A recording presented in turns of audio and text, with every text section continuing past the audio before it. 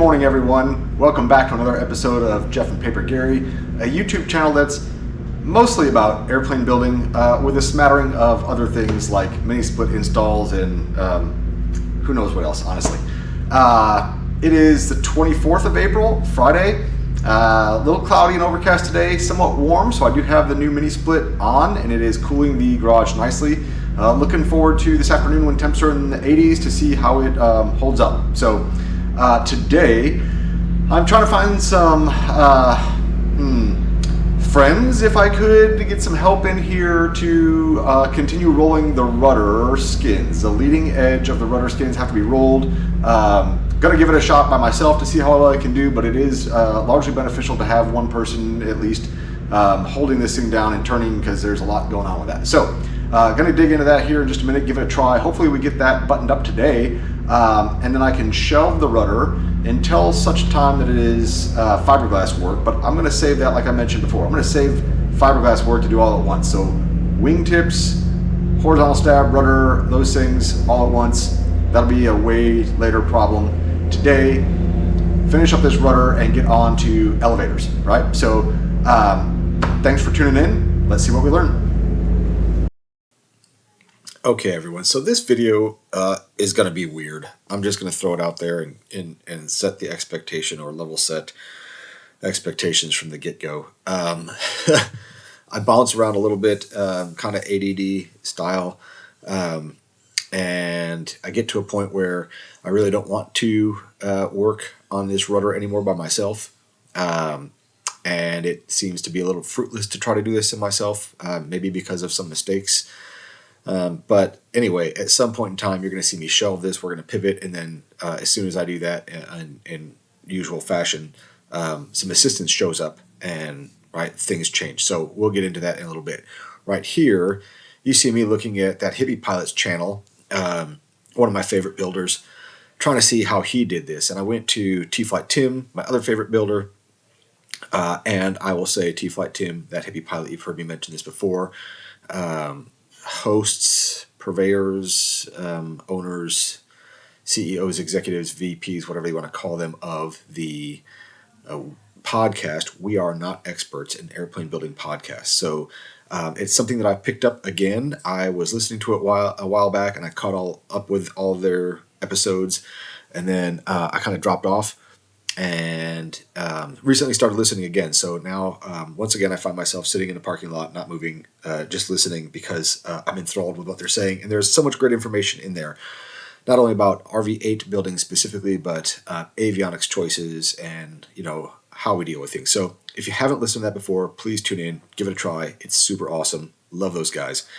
But every once in a while, I will tell you, every once in a while, I need some very explicit instruction, advice, something, and I think, I remember when Tim or Chris, that Hippie Pilot, did this in their videos. I'll go look. And then, for whatever reason, I can't find it. It's like I get to their video and it's like, there was a hand wave. No, it's not a hand wave. I just can't find it. Or they skip that part or whatever, and I'm kind of stuck. And so I did find on that Hippie Pilot's channel where he rolled these leading edges. And everybody does them kind of the same way, and the instructions tell you, get a 1-inch pipe, tape it in there, and bend this thing, right? Well, it's not quite that easy. Nothing ever is. Cameo appearance by my dog, by the way, sweet baby puppy Seffy. So we're doing this. I'm trying to roll these things. Now, I started this with my daughter the other day, and failed to get camera in position to get a good recording on this, and got like a little bit of bend on one side, but didn't make much progress. And here's mistake number one. Trying to do the whole length of this thing at once is just dumb.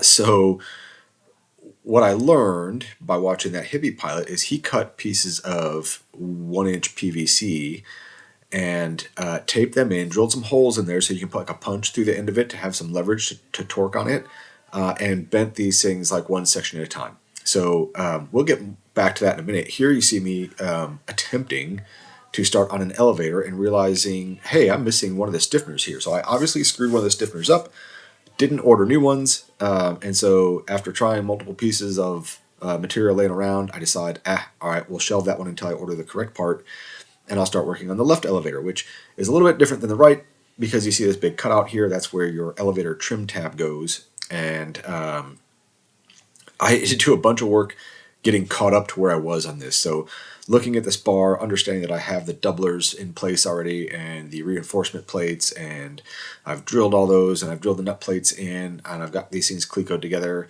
And then I skip ahead in step. I shouldn't say I skip ahead in steps. I keep carrying on from that point, and I start riveting together things that I really don't. Not riveting, but start clecoing together things that I really don't need to cleco together.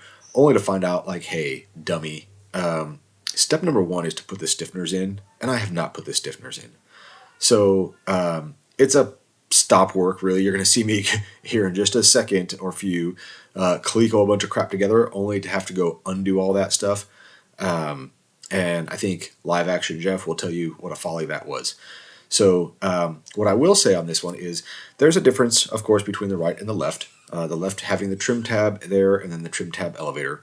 And then there was some struggle earlier on when I did this months ago, getting that lead block, the counterbalance weight in there. And if you look closely on the drawings, you're going to find one view that says, remove this area of the lead block, right? File it down, remove this hatch area to help it fit in this strip of aluminum, which I'm manipulating right now on that end rib, to help it wrap around and get in place to where you can cleco it to the rib.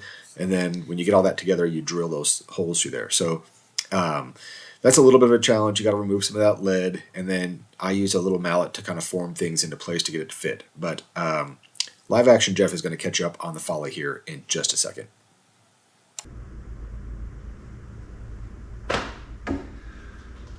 So, station break. This is what I get for not reading the instructions explicitly from start to finish again to refresh myself, and taking a break. And I know I've gone through this, like, I feel almost every video. You take a break and then you get back to something. So I was trying to focus on the rudder.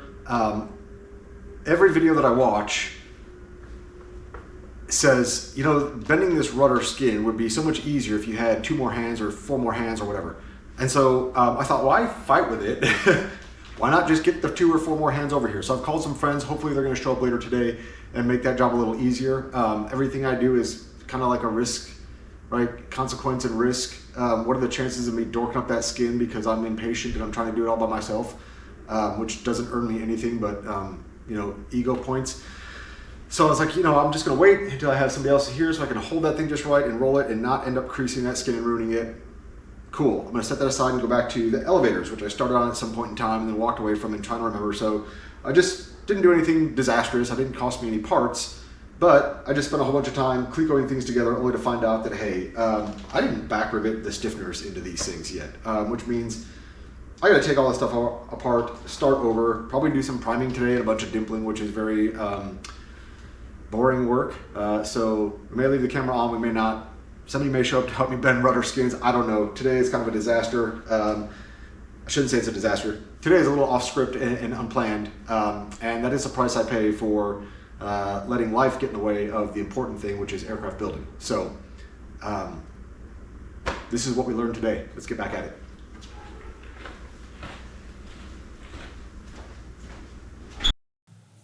Okay, so I'm going to start this narration a little bit different and get into the details of rolling this skin while I explain to my friend Will, who showed up here, what we're going to do today, right? So when you roll this skin, first mistake is don't try to roll all 3 sections all at once, right? And so you'll see there, because of the cutouts where the hinge points go or the eyelets go, you've got really 3 sections, a small section and then 2 other larger sections.